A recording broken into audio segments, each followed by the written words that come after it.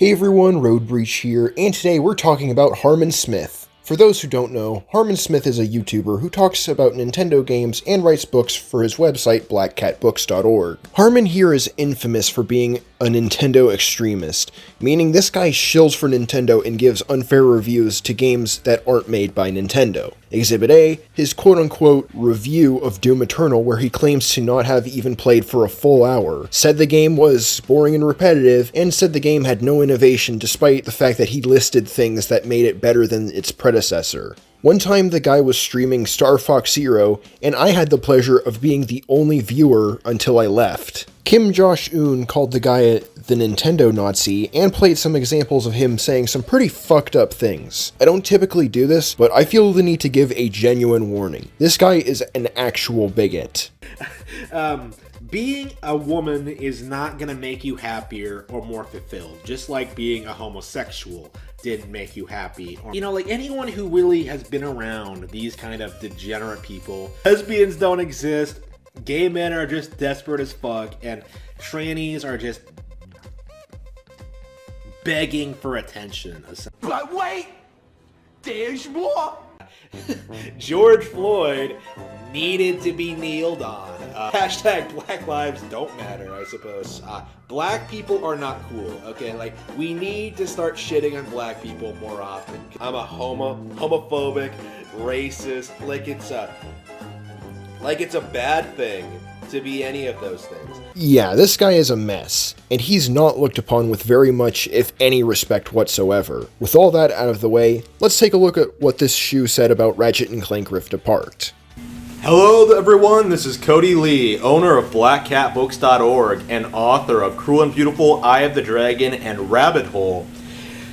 The PlayStation equation is, I think, something that the public is sort of starting to catch up on, even if they aren't aware of its existence. What you talking about, Willis? The PlayStation equation? I'm gonna guess you're talking about their third-person action game formula, which, if that is the case, that's not something I didn't notice. I've played through all the console Uncharted games. I played a little bit of Returnal. I've played Ratchet and Clank 2016, but I haven't finished it yet. I've beaten Astro's Playroom. I do have some knowledge of The Last of Us and God of War, and I've beaten Ratchet and Clank Rift Apart. I'm pretty new to PlayStation as a whole, but I've definitely noticed what Sony likes to do when it comes to their exclusives. It's been a long time since I've talked about the PlayStation equation, but for those of you who aren't aware, the gaming media is extremely biased towards PlayStation products. It's one of the reasons why you see The Last of Us Part 2 getting such high scores, despite being so controversial. Actually, no. That was because Sony was being a dick and demanding that review outlets not discuss the game's story. That's why you see games like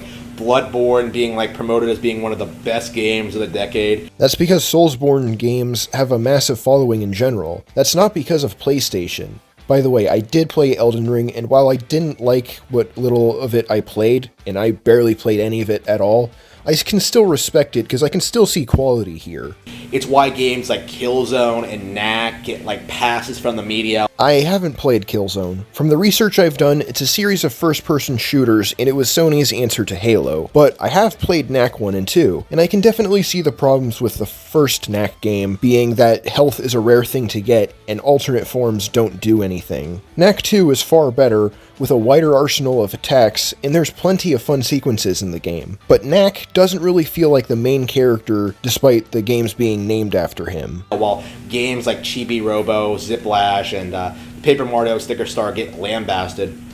I haven't played those games either, but from what I've seen, Ziplash seems to be boring and basic, with slow-moving enemies and easy platforming challenges, and Sticker Star got some pretty good reviews.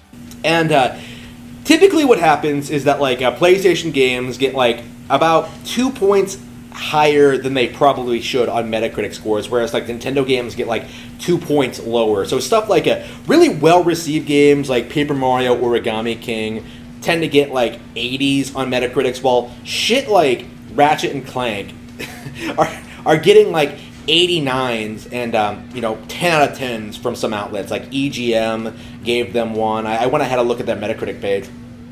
From what I've heard, Origami King needed a better combat system, and Ratchet & Clank Rift Apart has a perfect combat system. Most story-based games I tend to drop after I'm finished with them, but Rift Apart's combat is so good that I'm playing through it a second time just for that. Someone on Metacritic did say the game lacked innovation, but does it really need to innovate when its formula is so good there's not much you could do to change it? I don't believe so. It worked for Elden Ring, so why can't Ratchet & Clank just perfect its already successful formula? A lot of no-name blogs are giving Ratchet & Clank 10 out of 10s, like really bolstering its Metacritic score. Something that I think has been like a standard tactic for Sony in the past decade or so is just, giving credentials to these no-name blogs that no one goes to, no one reads, no one cares about, and just giving them free stuff, and then like telling them like, if you want to continue getting stuff from us, you're going to have to give our games perfect or extremely favorable reviews. So what if they're no-name blogs? They're giving a good game favorable reviews. Unlike The Last of Us 2, this game didn't have Sony copyright striking people for merely discussing leaks and forced review outlets not to discuss the game's plot. Not only that, this game is generally well received, and it didn't have one of the worst controversies in video game history attached to it from the word go. And so like a lot of these no-name blogs are just giving Ratchet & Clank 10 out of 10s when really I don't really see a whole lot of discussion about it. I didn't see anybody enthusiastic about it. They were like typical shill threads on V. Oh, that is rich coming from the same guy who shills for Nintendo's every move. And stuff like that. But for the most part, Ratchet & Clank seems like a fart in the wind. Most people are talking about E3. Most people are talking about like, the Elden Ring coverage. Like this game just much like the last one, the remake of the original game, like the one they did with the tie-in with the terrible movie, that has also been completely forgotten. What the fuck were you smoking back then? This game may not have been as widely talked about as Elden Ring, but it was still being talked about up to its release, and people are still talking about this game on Reddit. Just because it didn't have the same hype as Elden Ring doesn't mean shit. Are you going to talk about the game, or are you going to keep discussing the reviews? It's coming out to high praises, and like most other PlayStation properties, will immediately be forgotten until the next release. It's not like Zelda or Mario where everyone is always anticipating like the next major announcement, the next major release. This game straight up was announced, was released, and no one cares about. Like, arguably the first major PS5 game, which is, again, probably why it's getting so much positive coverage. What the fuck are you talking about?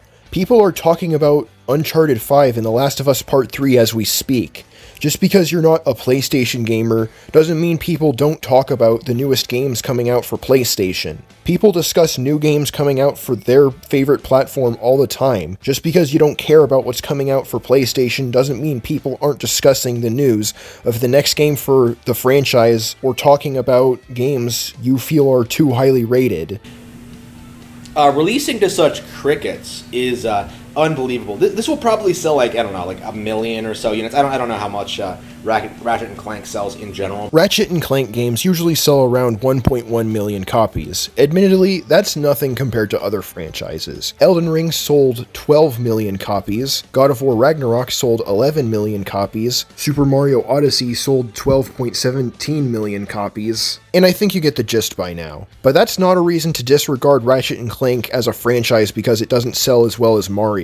It also probably doesn't help that PS5s are still hard to get. It was literally the only thing I asked for when I turned 19. It was really the only thing I wanted. By the way, if you happen to be scalping PS5s so other people have to pay extra, this is my message to you.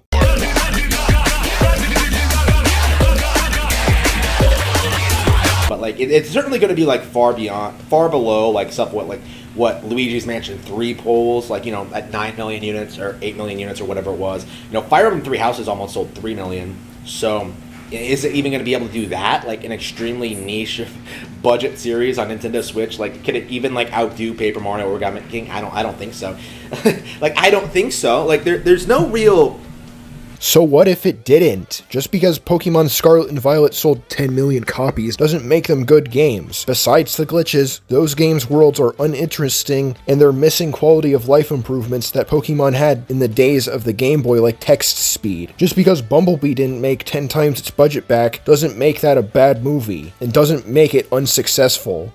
People are starting to see through the facade. Like, I saw, like, Zobi did a stream on this. By the way, Zobi is, like, the GOAT right now when it comes to, like, calling out PlayStation on their bullshit. Who the hell is Zobi? Am I just out of the loop? Because I've never heard of him until this video. Better than I was at my peak, I think, actually. I think I said as much in my comment section of that video. Shout out to Zobi for acknowledging this kind of nonsense when, like, I am too busy to be able to. When the fuck did you ever peak? Wow, that's actually very rich coming from me. Forget I said anything.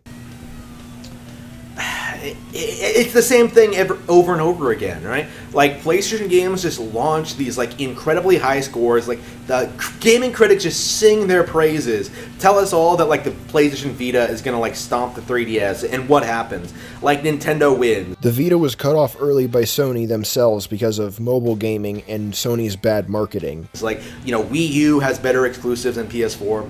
That's debatable. I didn't have a PS4 back then, so I wasn't able to get my hands on the launch games on PS4.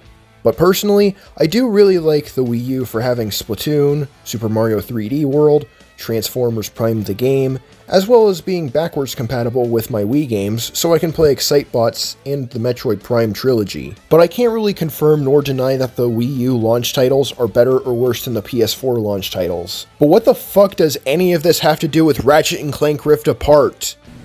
You know, Switch is dominating the market. They don't give a shit. Like, they're just going to ignore it and continue, like, hoping we don't continue calling them out on their propaganda.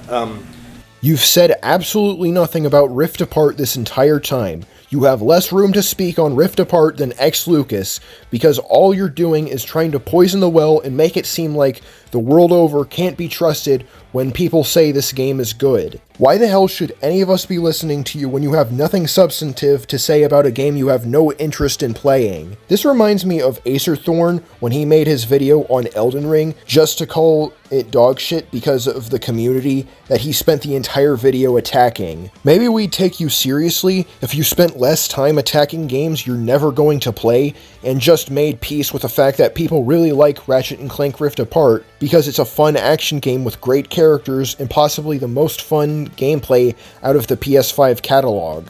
This is the enemy that Gamergate was never able to deal with. Like, it never wanted to acknowledge, actually. Harmen, I'm really not in the mood for your conspiracy theories. They've completely fallen by the wayside, completely fallen off a cliff, and no one really wants to talk about it. No one wants to talk about the lack of innovation in their hardware. No one wants to talk about, like, the constantly declining software. Nobody wants to talk about, like, The Last of Us Part 2, what a big mess that was. Nobody wants to talk about Ratchet & Clank. Like, we're just supposed to, like, pretend that PlayStation is one of the best console manufacturers on the market, the king of video games, as they've been purported to be since 1997. It was never true. That sounds like projection to me. I'm pretty sure people who hate Nintendo, the way you hate every other company that isn't Nintendo, would say the same thing. You've done nothing to substantiate your argument on why you feel Rift Apart is overrated this whole video. You could tell me that Sony has failures all you want, but it's irrelevant when you start talking about Rift Apart. Like, more and more, I think people are waking up to the fact that, like, PlayStation was never all that special. Like, they never really innovated anything. They never really introduced any new franchises or ideas that really revolutionized video games. I guess you've never heard of Crash Bandicoot, Medieval, Metal Gear Solid, Wipeout, Disruptor, Resident Evil, or Future Cop. And what about the DualShock 1? You seriously want to tell me that didn't influence modern controller design? It's always just been Nintendo pushing things forward on that front. Stop the cap. Stop the cap right now. Stop the cap. No bullshit, bro. By having media that had a tenth of the storage space of CDs on the N64 and making underpowered consoles in the new millennium, I'm not saying they're bad consoles, but I am saying you're full of shit. and you have the gall to lecture us about propaganda. And we're at the point now where Nintendo is like so widespread and so like ingrained in like the popular consciousness, and like is such a big company, can actually like release games worldwide on time, that like PlayStation really doesn't have a leg to stand on anymore. Like they've basically lost all of their appeal, and they're going to continue losing relevancy going forward. Sony has as much of a chance to become irrelevant as you do getting some bitches. Overall, this video is a great example of poisoning the well. He brought up irrelevant bullshit to try and drag Rift Apart through the mud because it's not a Nintendo game. If you're looking for info on the PlayStation 5, look elsewhere. You're not going to find anything of value here. That said, do not go out of your way to harass anyone I talk about. You're not welcome in my garage. Thanks for watching, and gotta zoom.